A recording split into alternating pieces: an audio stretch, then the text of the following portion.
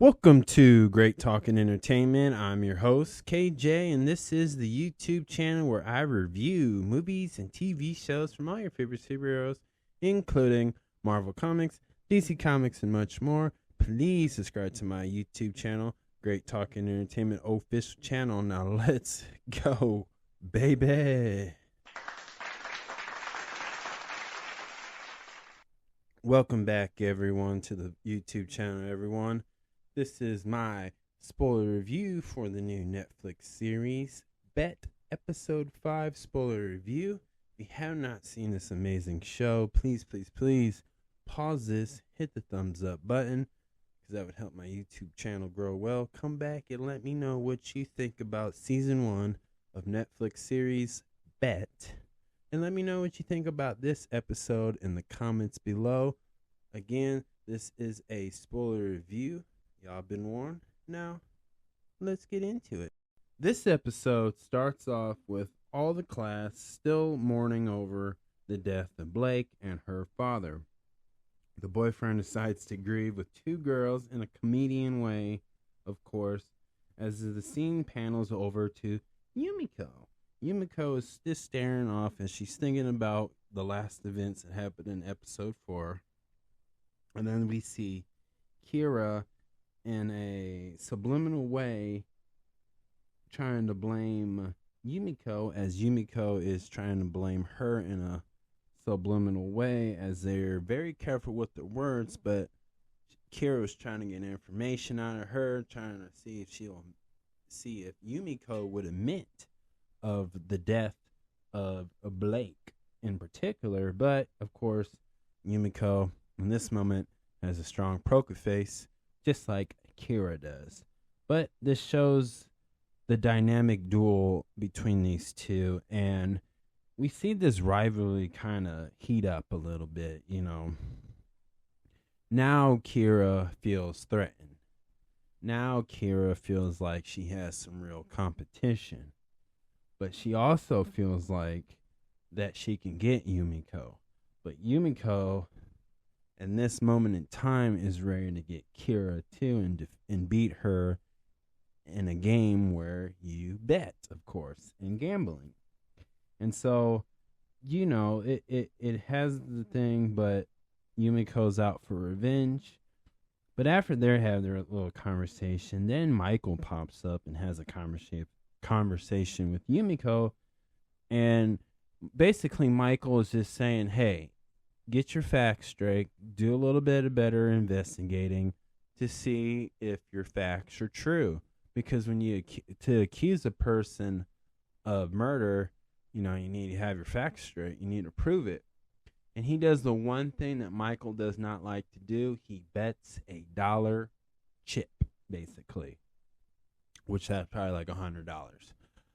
But this wants to prove, because again, Yumiko always accepts a challenge, and Yumiko is willing to prove Michael wrong in any way she can, because she truly believes this. So this kind of helps Yumiko in a way, but this also helps Yumiko in a grieving way.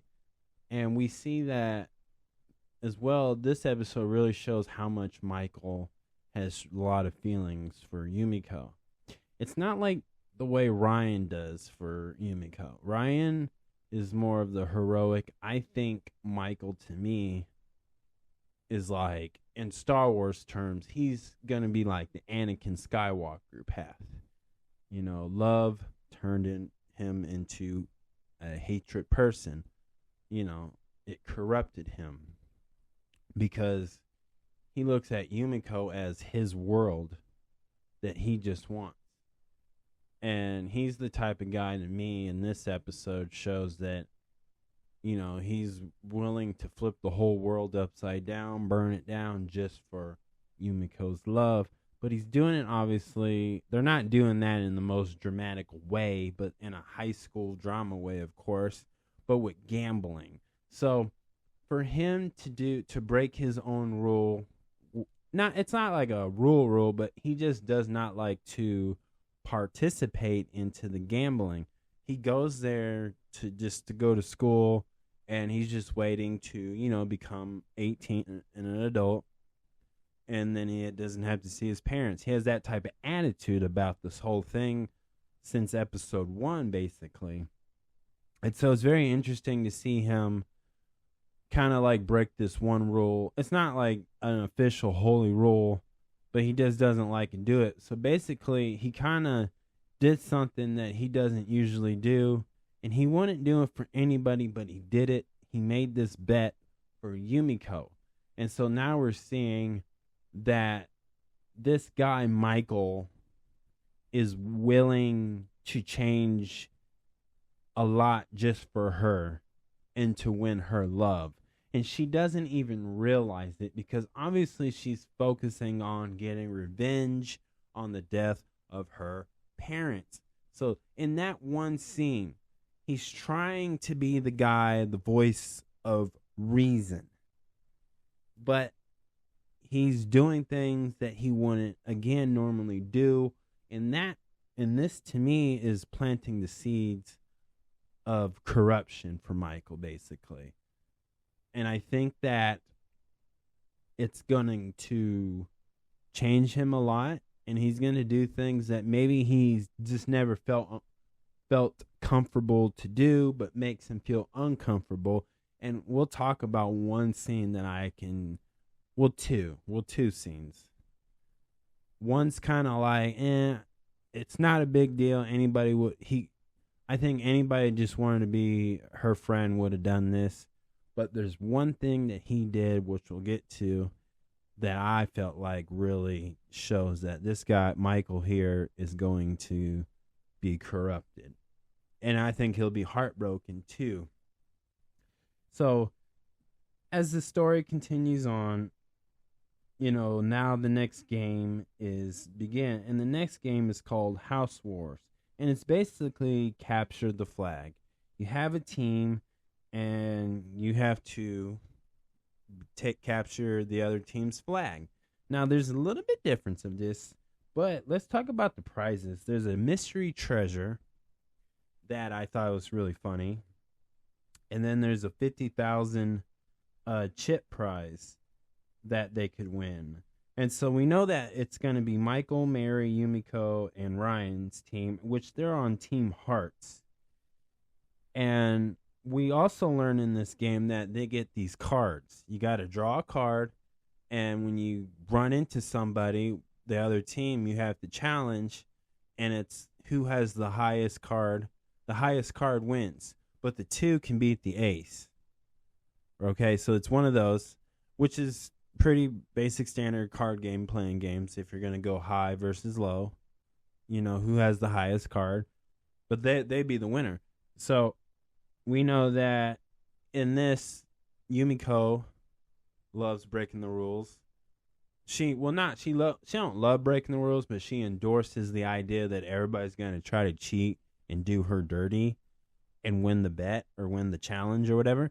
So she likes that, and she's okay with that, but everybody else is scared because we see like so many other characters on this show that is gonna try to beat everybody and try to eliminate everybody through this. So, it's a very challenging game, and I really like this game because it was just fun watching. It just felt fun, and just seeing everybody just run around this school and play this, in a way, silly game, but it just felt really fun to watch, and I really enjoyed this whole game, and I thought it was really cool, and I thought a lot of people were very clever, very sneaky, very dominant too.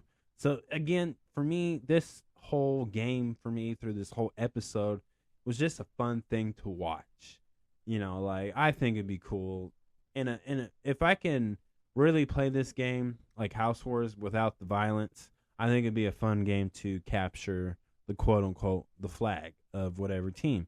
I think that's pretty cool. And so let's talk about the cards. So in this episode, we know Kira and her team, they're kind of just talking it over, and Kira's letting them know the business, like, hey, Yumiko's got to go down. Everybody's got to go down. We're going to win this, basically, right? And, her teammates and her sister have their own goofy personality, And Chad is kind of like the goofy guy, and Dory's kind of the aggressive woman, but she doesn't know how to express her softer side type thing. And then there's others. So as we see Kira and her sister Riri and the other teammates draw a card, and so here's the first card that I as I try to remember. Kira gets the Jack of Spade. Rhea gets the Spade of Ace. Chad gets the Queen of Spades. And Dory gets the King of Spades. And in this episode, we see that Kira and Riri trade cards.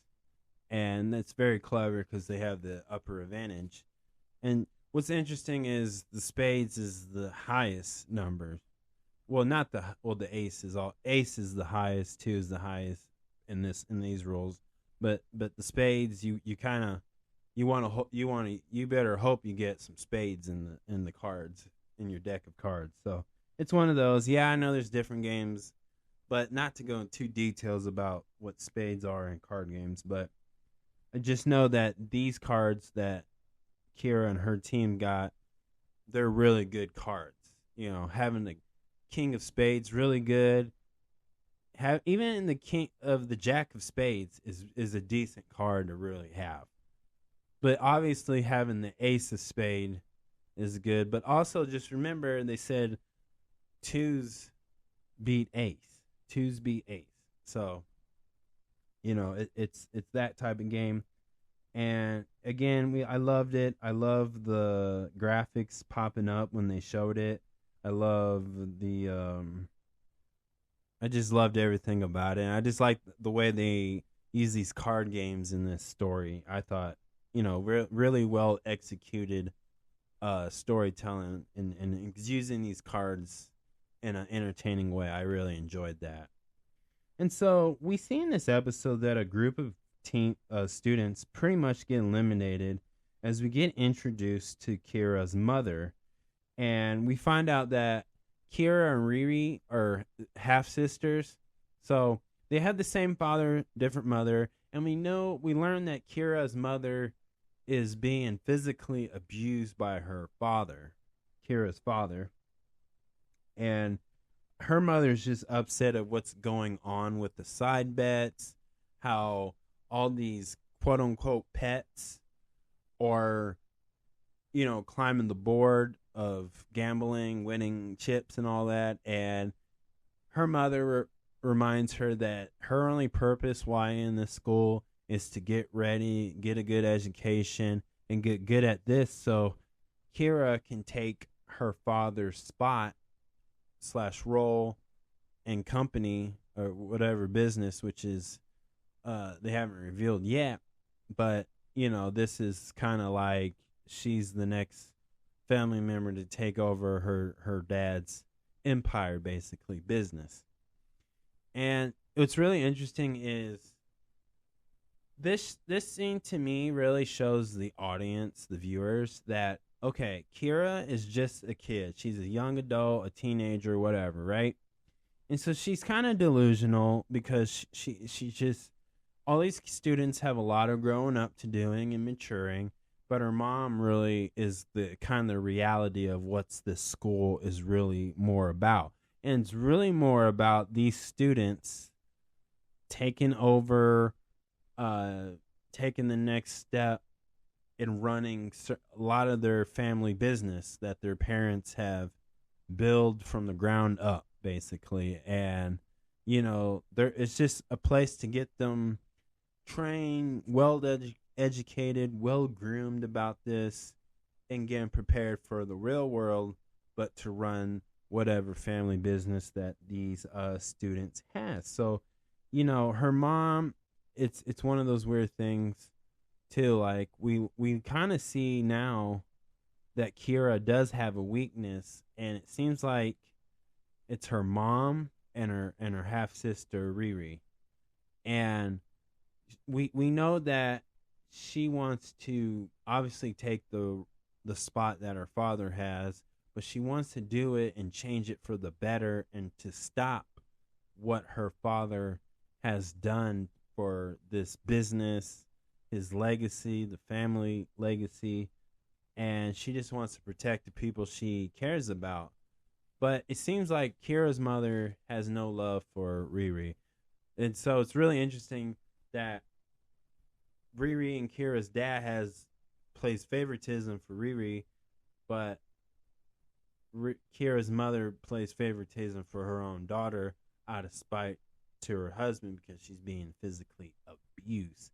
So now it's kind of making more sense. This episode to me made more is helping the audience truly understand these characters and the dynamic of their personality and kind of what they're struggling and challenges they have to deal with that we may not notice yet, but this is a very revealing background story in a small way, and I honestly like it, but it really shows weakness, and I think Yumiko will use this as an advantage to beat Kira.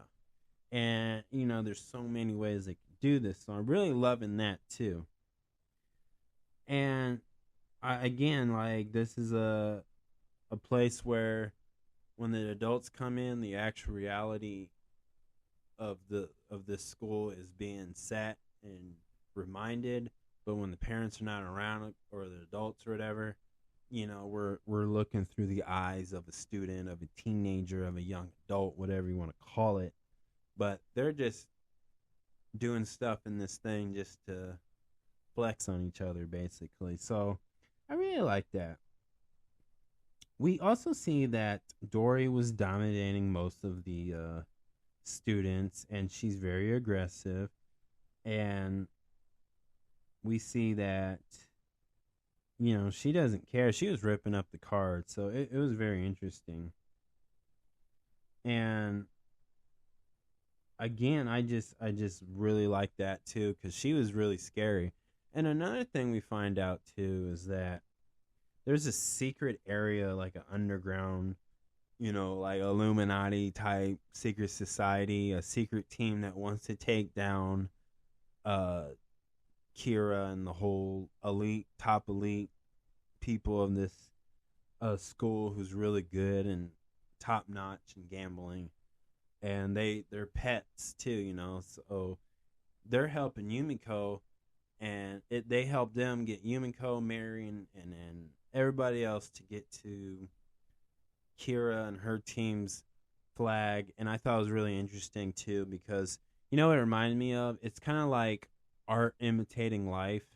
Like, the people are tired to be tied down, and they want to take down the evil political empire, which would be like Kira and her team, right? And so I like the idea that they're building this thing like Yumiko to the students is the chosen one in a way. Like, they feel like there's hope. If Kira can just win this and join the council, they believe things will be a lot better. And so we're seeing like more people are willing to help Yumiko and sacrifice, which this shows like Yumiko's gonna learn that sometimes if you stay too selfish, especially getting revenge, all that sacrifice that everybody else around you has done for Yumiko is gonna be wasted. So it looks like Yumiko, to me, if it's episode 6, 7, 8, 9, 10, we're gonna see her grow and mature, and she's gonna realize like, okay, there's people who really support me and have my back. I need to have their back, and it's gonna teach her not to be so selfish and her own selfish needs. In that case, that's the way they're kind of presenting it. But it's really unique that all these people are willing to help Yumiko, and I thought that was just really interesting and really cool. And it's all happening out of school, so it's like it's not like a really big deal. Again, we see Michael, distract Kira 2 times for Yumiko, right? And the first time is they pretended to challenge each other. And because there was a camera, because we know Yumiko's watching everybody, or not Yumiko, but Kira can watch all the cameras. And it was really funny too, because Kira like put Dory in her place for having a camera on Michael, and she pretty much stalks him. And she told us it's not cute, it's not pretty, it's not sexy at all. It's disturbing, right? And so, Kira is showing like strong dominance. But the second thing is Michael tricked Kira saying that her mom was looking for her. And as Kira like shoulder bumped Michael, he slipped in a fake card so she can't get back into her area of that room, right? So she's locked. And that's how they got the flag. But then Kira got back in and challenged Yumiko, and Yumiko beat Kira by having the 2 hearts of 2s. So she beat her. And I really love that scene because this is where it got kind of anime. Like everything went black and it was just Kira into shock. And it was really cool because it just showed that she can be defeated. She was shook.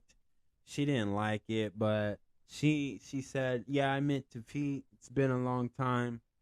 And the gift that Yumiko gave Kira in episode 1, she taught Kira a lesson about life, about gambling, taking risks. And the one thing is, Yumiko thinks outside of the box. It was just a box, and Kira couldn't figure out. And all Yumiko did was just step on it. And that's just a life lesson of telling Kira, like, you got to think outside of the box. Like, you're playing within, I'm playing all over the place. This is kind of like Yumiko was playing chess, and Kira didn't realize she was playing checkers. And it really upset her, Kira. And I really like that, too. So it seems like there's going to be a second battle in the future, of course. But I really like that, too. That was a life lesson. That's art imitating life. If you're going to be successful, sometimes you got to think outside the box. And that's what Yumiko taught Kira after defeating her. Now, when they got the treasure, it was just a box of chocolates. But they got the 50,000 chips and stuff. And I believe Mary got out of being a pet. So I think that was the most important thing. But the House of Hearts won. And I think that's the most important thing. But also, at the end of this episode, we see Michael and Yumiko see each other again in the dorm room. And Yumiko lost the bet. But she got information and found a photo of former students who are parents to some of these current students of this generation. And Yumiko said in a more ending way, saying like maybe they're all involved of the death of Yumiko's parents. And so Yumiko is now more confident that she's really going to get revenge on all of them. So I like the idea of them. I thought that was a really good cliffhanger. So that's how that episode ended. But it was just fun to watch. And I love the riddles. And I love that, like I said, they had some really good life lessons that you could apply in your life. Again, like think outside the box. Sometimes a person's ego can really humble somebody real quick, and Yumiko definitely did that. But we also see a softer side of Kira and Riri, and we also kind of get a glimpse of Dory too, where she didn't like it. Really hurt her feelings when Kira said those nasty remarks about a video camera planted in Michael so she can watch him sleep. Yeah, it's creepy, but it really hurt her feelings. it really hit a nerve. And also, as I've been talking about Michael just corrupted again when he switched the school card ID out, that he really he's starting to show corruption because we on the other hand we have Ryan who just he wasn't trying to hurt Chad, but he was just trying to hold Chad down. And the difference is Ryan's not going to physically or hurt or attack anybody, but Michael's slowly, surely becoming the opposite of that, where he will hurt and attack somebody, you know, and willing to play dirty. You know, he's not a gambler, and he felt the adrenaline rush of what gamblers do. So, again, that's the beauty of what these two guys are so in love with Yumiko, but they're going two different paths to win her love. So it's very interesting. That's a true love triangle story at its best. And honestly, what I like about that's one thing I like about that episode, but another thing I like about this episode was just again the War House. It had so much fun into it. You can really just have fun enjoying watching this episode and see everybody interact. And I thought this story plot for episode 5 was well executed. This is definitely a banger on a banger. So 1 out of 10, I'm giving this a 9. Good episode. It did have a little bit of anime to it. I wish there was just a little bit more anime from the Kagomuri show, kind of more sprinkled into this series a little bit more. Especially in this episode, I thought it'd be really cool to have Yumiko do the red eye thing. I thought it'd be cool.